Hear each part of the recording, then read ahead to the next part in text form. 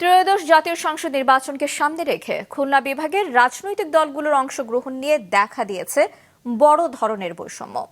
খুলনা বিভাগের ৩৬টি সংসদীয় আসনে নিবন্ধিত ৬৩টি দলের মধ্যে মাত্র ২৫টি দল প্রার্থী দিয়েছে।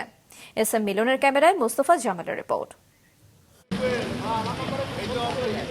ত্রয়োদশ জাতীয় সংসদ নির্বাচনে খুলনা বিভাগের 10টি জেলার ৩৬টি আসনে মোট ২৮৪ জন প্রার্থী মনোনয়নপত্র দাখিল করেছেন, যার মধ্যে বৈধ হয়েছে ১৯৬ জনের মনোনয়নপত্র।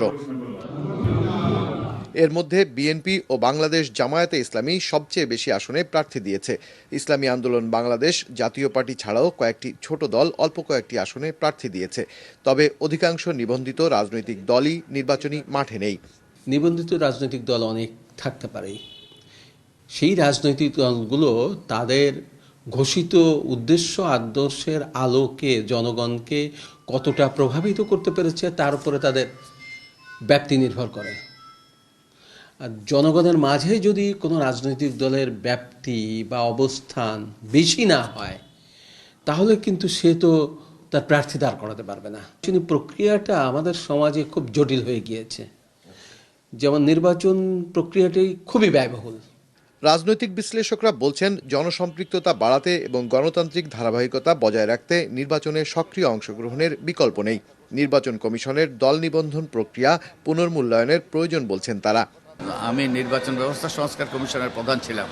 আমরা কতগুলো সুস্পষ্ট সুপারিশ করেছিলাম নিবন্ধনের ব্যাপারে।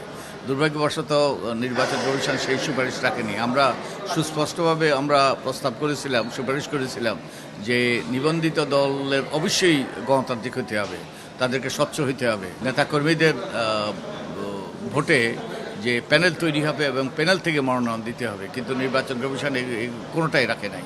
14 দলীয় জোটের শরিক সাম্যবাদী দল, ওয়ার্কার্স পার্টি ও ন্যাপ সহ 4-5টি দল আগেই ঘোষণা দিয়েছে তারা নির্বাচনে অংশ নেবে না। আর কার্যক্রম নিষিদ্ধ থাকায় এবারের নির্বাচনে বাংলাদেশ আওয়ামী লীগ অংশগ্রহণের সুযোগ পাচ্ছে না। মোস্তফা জামাল, মাছরাঙা সংবাদ, খুলনা।